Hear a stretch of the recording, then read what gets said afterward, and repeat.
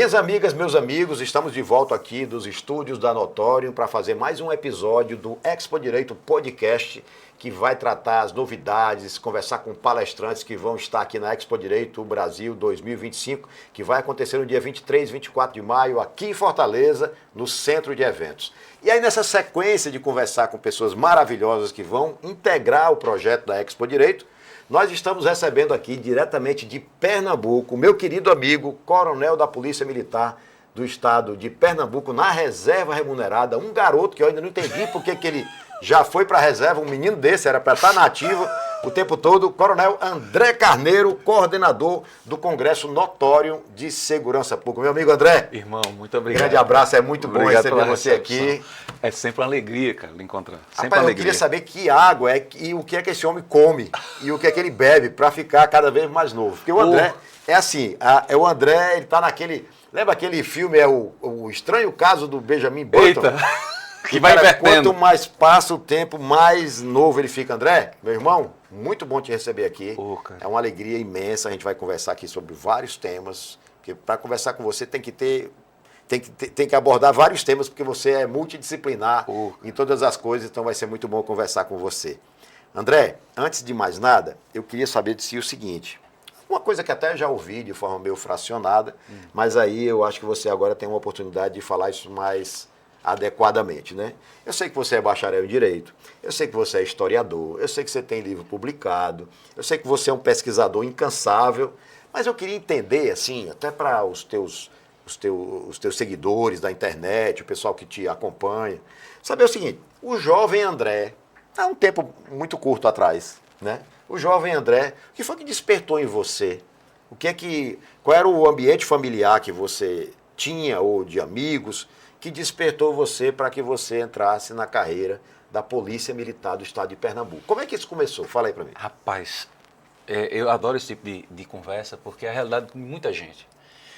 Nós somos do período antes da internet, antes do celular, a gente estava começando a buscar nosso espaço profissional lá atrás. Eu sou filho de professores, eu tenho muito orgulho disso. O magistério eu vi na minha casa desde criança. O livro, o estudar, a mãe chegando dizendo assim, meu filho, estude. Era o estudo para ser gente. E lá no interior, em Carpina, quando eu comecei lá, 15, 16, 17 anos, eu comecei a me preocupar e eu disse, olha, eu preciso construir minha vida. E eu comecei a pensar em concurso. Não tinha aquela facilidade, né, Jorge? A gente tinha que achar uma folha dirigida para saber onde é que tinha um concurso, a grana era curta, né? Então tinha como fazer concurso em vários pontos do Brasil, era lá e procurar. E eu comecei a me identificar com a ideia do servir à polícia ou ao exército. E eu tinha um avô que ele foi sargento da polícia na década de 30 para 40. O sonho dele era ter um filho policial, ele não teve. E aí quando eu resolvi fazer o concurso para o CFO, ele que tentou ser oficial da polícia na época não conseguiu, porque os dedos eram todos destruídos por dinamite, porque antes de ser policial ele quebrava pedra numa pedreira e teve um acidente com dinamite. E quando eu fui fazer o concurso que eu passei, aquilo ali é um momento de extrema dúvida. Porque o que acontece? Nós vamos para um mundo incerto. Nós vamos para um mundo que é estigmatizado. Nós vamos para uma realidade onde não tem como você prever qualquer perspectiva de amanhã muitas vezes. E o que se escuta lá fora é uma coisa e você vai temeroso a esse peso disso. Mas ao mesmo tempo eu via como uma oportunidade, eu via como uma chance de construir uma carreira e de dar meus primeiros passos. Quando eu passei no CFO, eu passei com 18 anos e ingressei com 19 anos. Geralmente a idade que afasta da gente. E nós pegamos aquele CFO internato. O meu foram 3 anos, aula de manhã, aula à tarde, educação física à noite. O meu também, né? Saía na sexta, quando saía, e voltava no domingo. Eu cansei de passar madrugada no CFO, com o rosto aqui ó, na piscina aqui, e curtindo lá, fazendo flutuação. Correndo de madrugada, correndo em mata.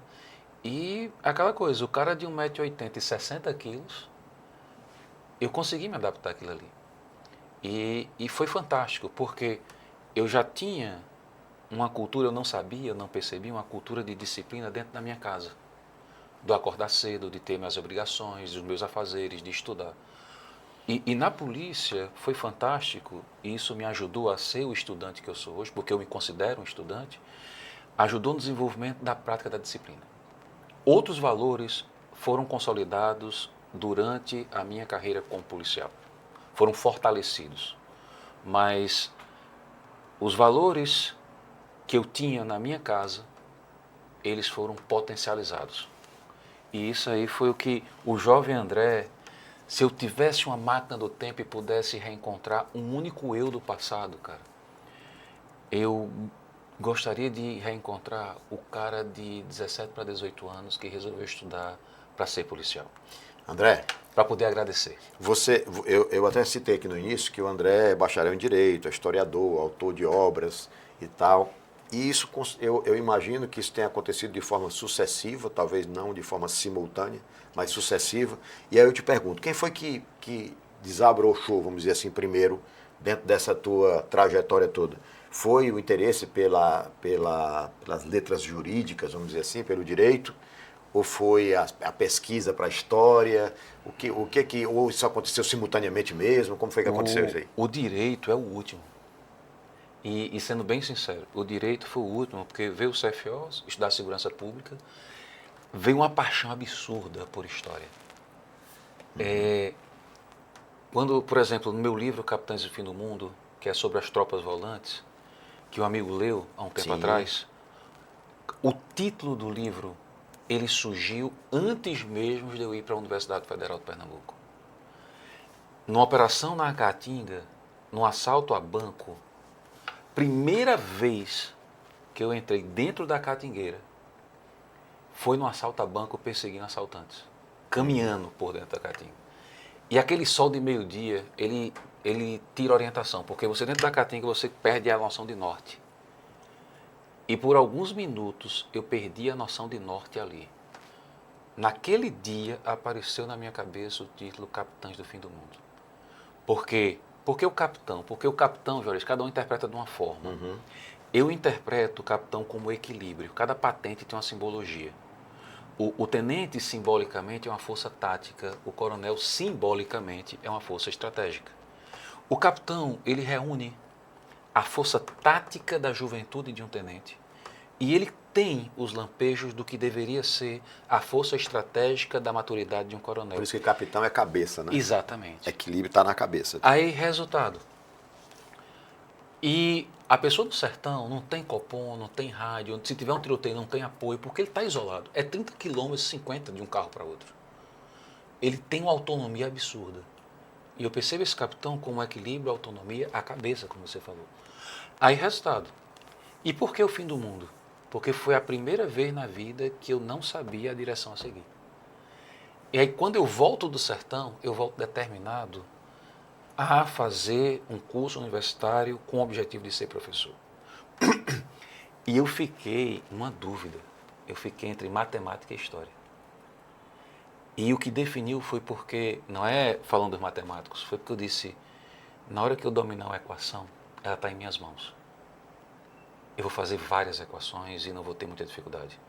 Mas a história é uma ciência que não se domina. Ela alimenta e nos priva ao mesmo tempo. Quanto mais nós buscamos esse conhecimento, nós somos levados a reconhecer a nossa pequenez. Porque o que é o historiador? O historiador é aquele cara que está olhando por um buraco da fechadura, um grande mosaico de uma catedral. Ele vê uma fresta de luz e na névoa. E a partir daí, ele começa a fazer algumas considerações para ele construir um mosaico do passado. Essa paixão pela história, ela me ajudou não só como acadêmico, ela foi fundamental na minha formação como policial. Porque como historiador eu comecei a pesquisar a história militar. Os grandes feitos, os grandes comandantes e principalmente a história militar de um ponto de vista cultural. Isso me ajudou a perceber melhor meu espaço de trabalho. Isso me ajudou a conciliar as minhas inquietações, porque nós tivemos muitas. Eu acho que o grande mérito da nossa geração foi que nós conseguimos, tecnicamente, mudar uma corporação. um pensar, não é a coletividade, é um pensar institucional. Nós recebemos o impacto de uma formação extremamente militarizada, isso é o meu ver. Nós recebemos esse impacto, a nossa formação foi duríssima. A nossa formação de CFO foi duríssima. E nós não reproduzimos na totalidade. Nós absorvemos os valores e nós passamos a transmitir esses valores. Nós nos tornamos uma polícia mais especializada. E a geração dos anos 90, ela tem uma conexão muito forte ao meu sentir com isso. Hoje, nós observamos jovens policiais, mestres, doutores, convivendo com o mundo acadêmico. E isso foi quebrado há muito tempo atrás. Eu acho interessante quando você fala sobre esse dilema que você viveu entre ir para a matemática e ir para a história, porque existem, pelo menos basicamente, dois caminhos para a história. Uma história descritiva, que apenas ela estabelece um desenho daquilo que está vendo, um desenho daquilo que está vendo, e uma história crítica. Exato. E analítica, né? Exato. Que essa história descritiva, ela se aproxima muito da matemática. Mas a história crítica, não, ela se aproxima da sociologia, da filosofia. Ela é o humanismo puro. Exato. Então, quando você fez a opção pela história, eu tenho absoluta certeza, pelo que eu te conheço e pelo que eu vejo dos seus escritos, que a tua visão de historiador é um historiador crítico e analítico. Que isso é que realmente constrói o futuro. Porque a mera descrição não seria exatamente o fundamento construtivo de uma sociedade transformadora, tudo isso aí a partir... Porque você sabe mais do que ninguém, porque é a tua área mesmo, que a história se propõe exatamente a construir o futuro.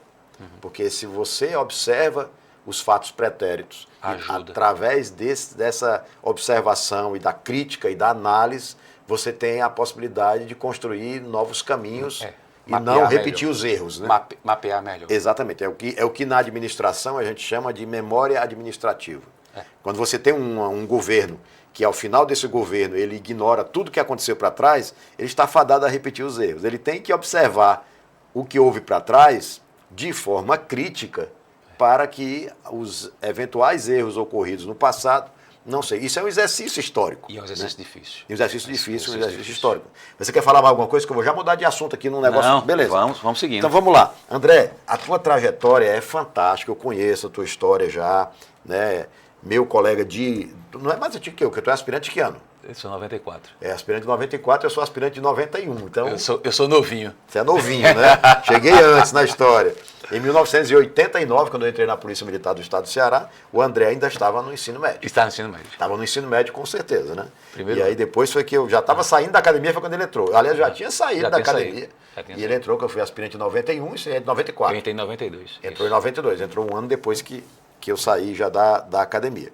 Mas, André, aí o mundo vai girando, vai rodando, o André vai se especializando, se dedicando a vários temas, e aí é do direito, aí começa a dar aula, aí trabalha dando aula para curso preparatório e curso de pós-graduação, e aí o mundo vai girando, imaginando, e é atividade física, é tudo mais.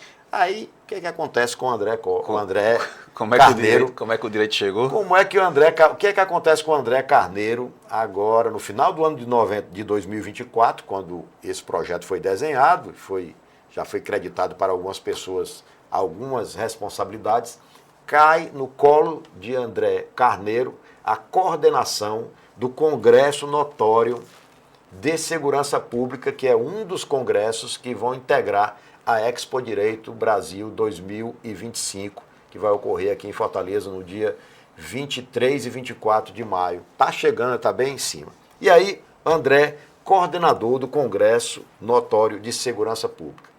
Um tema que está na tua veia, né? Tu gosta demais, estabeleceu contatos aí com o Brasil inteiro para trazer um congresso que seja realmente revelador das atividades policiais, sob pontos de vista até que a sociedade não tenha ainda percepcionado, né, e que por ocasião desse evento. E aí, André, aproveitando a carona do extremo entusiasmo que você está para conduzir esse congresso notório de segurança pública, me fale um pouquinho da ideia inicial, do que você está pensando em fazer, considerando que os coordenadores de cada um dos congressos que vão integrar a Expo Direito têm uma autonomia para pensar o seu congresso e apresentar aqui para a diretoria da Notório a respeito de como é que ele pretende levar. Então, o André já tem um desenho, ele já desenhou, pré-desenhou, mas ele continua ainda aprimorando esse desenho do Congresso Notório de Segurança Pública. Que é sobre isso que ele vai falar agora, se eu deixar, né? Vai lá. Juarez, esse convite, para mim, foi, assim, de uma grande honra.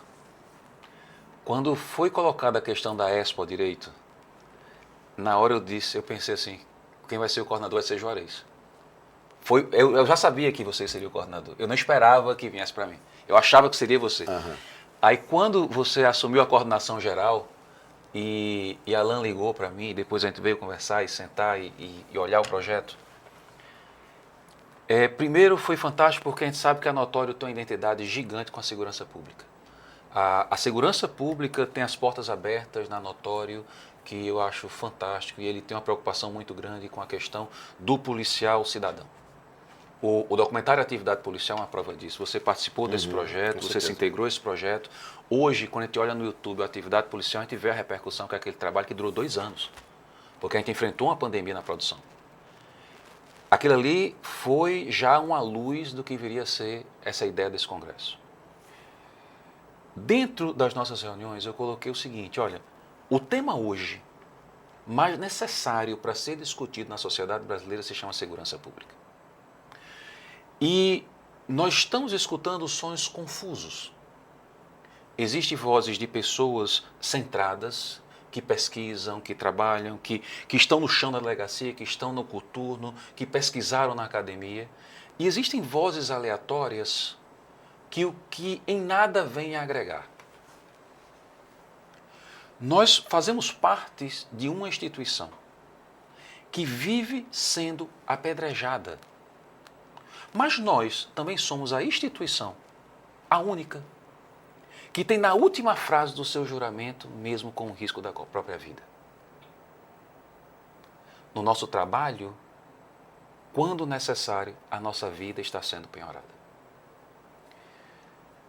Na pauta desse Congresso de Segurança Pública, eu pensei 2 bases. A primeira, precisamos romper uma bolha que existe no Brasil. Quando você observa todas as tentativas, sejam aquelas que fracassaram, as que estão dando certo e são excelentes, de discussões sobre segurança pública, de congresso de segurança pública, o que é que nós observamos? Congresso feito por polícia para polícia, ou congresso feito na academia sem a polícia. Percebe que é muito pouco? Percebe que existe uma sociedade que deseja dialogar, de dizer assim, olha, quais são os grandes temas da segurança pública? Quais as nossas preocupações? Elas estão sendo ouvidas, elas são percebidas pelo policial cidadão, pelo profissional cidadão? A caixa de som dos profissionais de segurança pública, ela é muito pequena diante da quantidade de ruído que é produzida de forma desproporcional e que não tem nenhuma conexão com a fala técnica. Nessa perspectiva, o primeiro objetivo do Congresso de Segurança Pública é trazer um Congresso de Segurança Pública para a sociedade brasileira, para o cidadão brasileiro, e perceba um detalhe. Eu estou indo muito além do subconjunto profissional de segurança pública, eu estou indo muito além do subconjunto profissional do direito. O discurso nosso, a nossa campanha, a nossa mídia, a nossa fala para todos os palestrantes, que você é o nosso coordenador, mas você também é um dos palestrantes de segurança pública, e nós conversamos, foi: nós vamos falar para a sociedade. E um detalhe, nas minhas falas eu coloquei, olha, todos os palestrantes do palco da segurança pública, eles tiveram a liberdade de pensar os seus temas. E eu acho que isso é um ganho fantástico. Claro. Por quê? Liberdade de cátedra. Não tem, por exemplo, como eu chegar para você e dizer assim, Juarez, eu gostaria que você desse uma palestra sobre as problemáticas fronteiriças do Brasil em relação ao tráfico de drogas. Você conseguiria preparar isso? Conseguiria. Mas estaria dentro da sua grande área de habilidade? Não. Sendo assim, eu não teria sua maior força naquele palco. Mas dentro das nossas pesquisas, inclusive você foi quem me ajudou a localizar, nós localizamos um dos maiores especialistas nesse assunto, que é o nosso amigo Alquimar, que está vindo palestrar aqui. Tem gente, Coronel Alquimar, lá de Brasília, está trabalhando nos projetos de fronteira do Brasil. Pronto. Ou seja, de guarda de fronteira. Nós procuramos pensar, vamos achar alguns dos melhores nas mais diversas temáticas.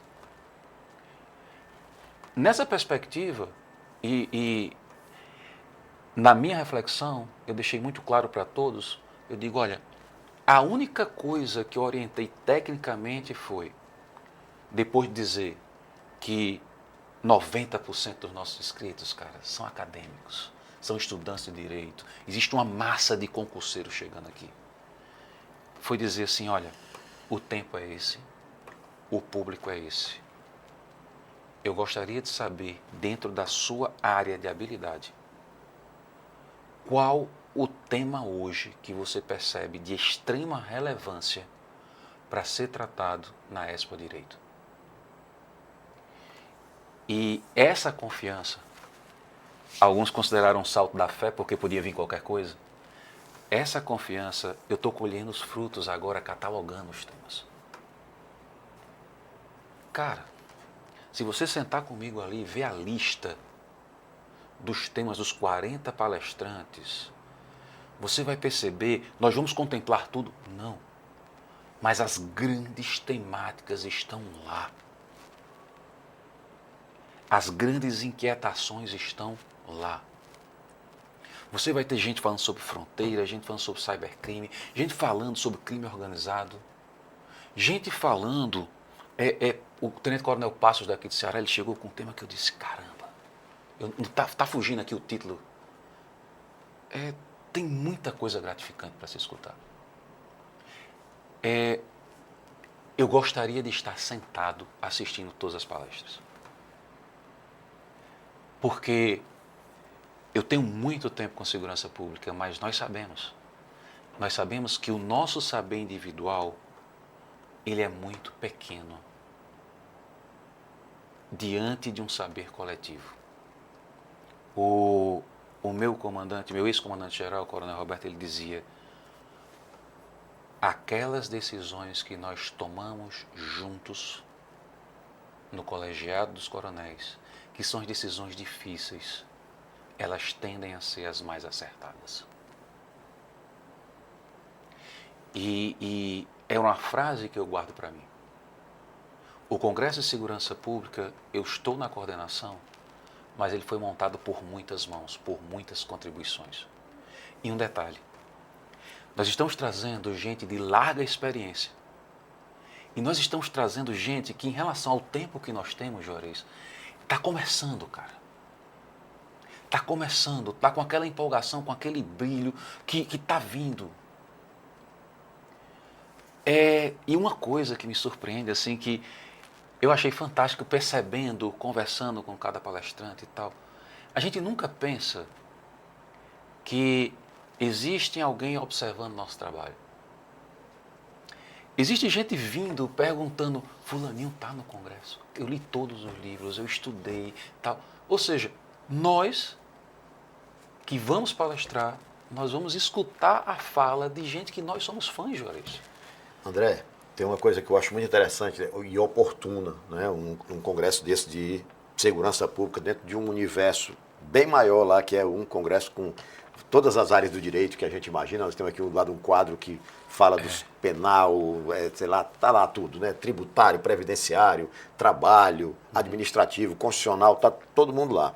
E aí você tem dentro desse contexto o Congresso de Segurança Pública. E eu acho que é importante essa visão, essa fala dessas pessoas que vão estar lá, né, sob o ponto de vista daquilo que elas pesquisam, daquilo que elas vivenciam e tudo, Porque esse recado vai ser um recado não só para a sociedade, como você bem falou, mas um recado para dentro de casa também. É um recado para fora não dos limites topográficos, mas dos limites de atuação da segurança pública, um recado para fora, um recado para fora e um recado para dentro. Porque nós sabemos, e aí nós vemos uma sociedade evoluída que experimenta as questões sociais e compreende, existe ainda muita coisa dentro da segurança pública que é dogmática, que os policiais fazem, cumprem porque alguém atrás deles disse que sim, o outro mais atrás disse também, e ele até então não sabe por que faz isso. Está fazendo, é uma coisa aceitável e ele vem fazendo. É uma oportunidade para aquele que estiver lá ou para aquele que ouvir depois, porque as palestras vão ser gravadas, né? Isso. Todas as palestras vão ser gravadas, é possível você ter acesso depois a isso aí, né? Através da Notório Play, você pode ter acesso. E aí você, em algum momento, em alguma fala desses palestrantes lá, alguém do ambiente interno vai dizer assim, agora que eu entendi por que eu faço isso. Por que eu estava fazendo isso. Agora eu entendi tecnicamente por que eu estava fazendo isso. Porque eu entendo que a segurança pública é a coluna de sustentação da vida dentro do ambiente administrativo, do Estado como um todo, né, que tem uma zona de atrito mais próxima com a sociedade. Então, quando eu falo de atrito, não é desavença, isso. De contato. O contato da segurança pública com a sociedade é intenso e a toda hora. Em todos os cantos do Brasil, uma hora dessa, tem um policial falando com alguém. Com certeza tem um policial falando com alguém. Somos o resolvendo um problema, ou fazendo alguma coisa. Tem um policial em zona de atrito. Então, a gente tem que compreender que, assim como a sociedade evolui a cada dia a partir das suas experiências, ela vai evoluindo, a gente não pode imaginar, e aí você tem consciência disso, eu também tenho consciência disso, muitos colegas têm consciência disso, que nossos policiais, nossos integrantes das forças de segurança não estão imunes a essa evolução social. Então eles estão vivenciando isso também, estão entendendo, estão evoluindo, estão compreendendo melhor as questões sociais e tudo mais, e estão integrando a segurança pública. Exato. Se a gente não proporciona, em ambientes como esse, num congresso de segurança pública, em atividades dessa natureza dentro dos estados da federação, das corporações da federação, a gente perde uma oportunidade de retirar do policial a ideia dogmática daquilo que ele faz e entrega para ele uma realidade técnica que ele pode sustentar, que ele pode defender, que ele pode, inclusive, se for o caso, ter uma opinião diferente a respeito dentro do aspecto da hierarquia, da disciplina e tal, mas ter uma opinião a oferecer, né? Que eu digo muitas vezes quando eu estou falando com meus alunos sobre controle disciplinar, sobre controle da administração pública e sobre gestão, né, de gestão pública, governança pública principalmente e tudo, eu sempre falo que existe uma hierarquia que é fundamental e para nós da segurança pública ela é inarredável, que é a hierarquia administrativa, ou seja, a hierarquia militar da gente, os postos, os escalões de mando e tudo mais, né? Ela é uma estrutura de hierarquia necessária, funcional, impossível de arredar. Mas, paralela a essa hierarquia administrativa, existe uma outra frequência hierárquica que ela não pode ser desprezada, em hipótese alguma, que é a hierarquia do conhecimento. Então, se você é coronel da polícia, você é coronel da polícia de Pernambuco, e você está prestes a tomar uma decisão dentro da sua estrutura, do seu ponto de vista de governança, vamos considerar a parte interna, governança, e você está conversando com um colega da sua viatura e o teu motorista, um policial militar, possivelmente um soldado, um sargento, está te ouvindo ali e ele tem uma certa liberdade de falar e tudo. E ele está ouvindo, dirigindo e ouvindo. Se em algum momento houver uma oportunidade, uma situação oportuna, e ele disser assim, comandante, posso dar só uma opinião para o senhor? Comandante, que negócio que o senhor está querendo fazer não dá certo, não. Por que não dá certo? Não dá certo porque isso aí eu tenho bem mais tempo na polícia e em outros cenários, porque o senhor entrou na polícia como oficial, o cenário do senhor sempre foi um cenário de gestão, de comando. E eu sou praça, estou aqui olhando o outro nicho da corporação. Eu já vi isso aqui dar errado, por isso e aquilo outro. Um comandante que tenha uma visão técnica aberta e que reconheça as duas frequências de hierárquica, ele vai refletir. Ele não vai seguir, automaticamente o que o policial está dizendo. Mas ele vai dizer assim, cara, esse sujeito tem razão. E os melhores comandantes? Esse negócio não dá certo, vou fazer não. Ele desiste daquilo que ele quis fazer, porque saiu da dogmática, de uma simples crença e de uma forma transversa que veio de uma hierarquia ascendente, de baixo para cima. O camarada chegou e abriu os olhos dele. E essa crença, quem tem, é equivocada. Porque quando você pega tecnicamente, as pessoas mistificam muito. A questão da hierarquia e disciplina, as pessoas acham que ela funciona de cima para baixo. Hierarquia e disciplina funciona de baixo para cima. Porque ela funciona diante do reconhecimento. Reconhecimento não é só a patente, não é só a divisa. Reconhecimento é o conhecimento, como você me falou, técnico. E deixa eu dar um exemplo, a gente está só conversando aqui. Claro. Com 22 anos, eu trabalhava no sertão de Pernambuco e eu erradicava a roça de maconha. Eu sei plantar, teoricamente. Eu sei plantar, eu sei cuidar, eu sei cultivar, eu sei tal, porque eu precisei combater isso. Na época do polígono da maconha, tal, e por aí vai. E certa vez eu fui por um informe de uma roça de maconha dentro da Catingueira e a gente não estava localizando. E a gente começou a seguir um leito de rio seco, porque a gente observa buracos. Se tiver água, porque maconha precisa de muita água às 4 da manhã, entre 4 e 5 da manhã e final de tarde. Porque se aguar a maconha no Nordeste, fora do horário, ela vai queimar a folha e você perde. Às 4 da manhã o cara tem que estar aguando. Aí, resultado, leite de rio seco, procurando um buraco, porque achando um buraco com água, o cara estaria pegando aquela água, levando para adubar lá os 800, 900 mil pés de maconha. Resultado, eu achei o buraco. Eu já tinha habilidade para isso, eu achei o rio, achei tal, achei a água. Mas o que é que você observa depois? Os passos. Porque a pessoa chegou lá, tirou água e levou. Foi para algum lugar. Juarez, imagina uma equipe de 10 homens olhando assim e nada. Aí afastou, tal, pá, não sei o quê. Aí meu rastreador chegou e ficou olhando. Aí fez, é por aqui. Porque você olha o leito, aí você olha a catingueira e vê onde é que tem brecha. O Diogo tá ali espantado olhando a gente aqui, ó. Olhando onde é que tem brecha, porque a gente sabe que o cara passou por ali. Sendo que tava tudo fechadinho, aí ele fez, é por ali. Bicho, a gente saiu rasgando a catingueira, na fresta, e achou. E depois que erradicou, que tava lá aquele fogaréu bonito, lá, tal, subindo, eu cheguei para o sargento Neto. Eu disse, Neto, de onde tu tirou essa nascido e criado dentro da Caatinga. Não era um sertanejo de cidadezinha, não. Era sertanejo de roçado. Aí ele fez... Ah, meu comandante, o plantador era sabido. Aí eu, por quê? Ele estava vindo em cima de um jumento. Enquanto estava todo mundo procurando a pegada, eu vi o pé do jumento. E o jumento vai para aquele. Ele estava subindo em cima do jumento, ele estava enchendo a cangalha lá que ele tinha lá, sem pisar no chão. Ele desenha até a cena. Pra não, você começa a visualizar, Juarez. Aí depois eu fiz, caramba. Percebe? Eu estou usando esse exemplo para colocar o que você falou agora há pouco. Essa coisa do conhecimento é muito interessante. Tem um exemplo rápido aqui, já para a gente ir para os nossos finalmente. Aqui em Fortaleza tem uma universidade muito grande, que é a Universidade de Fortaleza, a Unifor. E a Unifor foi feita por um grande visionário, o chanceler Edson Queiroz, que fez por etapas a universidade, e teve uma época que a universidade já estava funcionando, vários cursos funcionando, e ainda tinha alguns blocos sendo construídos. E ele acompanhava essas obras lá o tempo todo. E aí um dia ele estava lá acompanhando essas obras e uma pessoa lá responsável pelo projeto, da engenharia, querendo ficar mais sociável com ele ali, dar uma trela para o dono do empreendimento, né, perguntou assim, doutor Edson, por onde é que o senhor quer que faça a calçada desse bloco para esse outro bloco?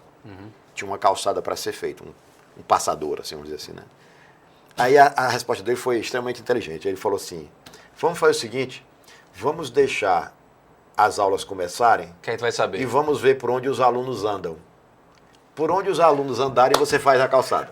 Esse exemplo foi melhor do que o meu. Porque ali é o fenômeno, entendeu? Esse exemplo foi melhor do que o meu, eu gostei. Ele disse, vamos deixar os alunos andarem, aí eles vão fazer o rastro, eles vão fazer o rastro por onde eles estão andando, aí você faz a calçada exatamente ali, porque é ali que eles vão andar. É o lugar que eles vão andar. Então, essas sabedorias, né, elas, quer seja de um mateiro, como você falou aí, ou de um alto empresário, elas têm que ser consideradas, e no âmbito da segurança pública, que diz respeito à tranquilidade da vida, vamos dizer assim, né, e tudo elas devem ser absolutamente consideradas.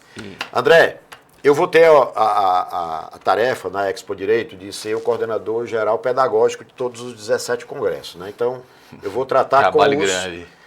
Eu acredito que vai ser muito mais tranquilo, porque, por exemplo, nós temos 17 congressos, cada um tem um coordenador.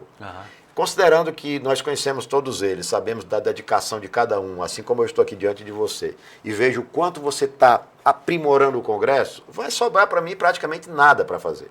Porque você já está muito bem coordenando esse congresso de segurança pública.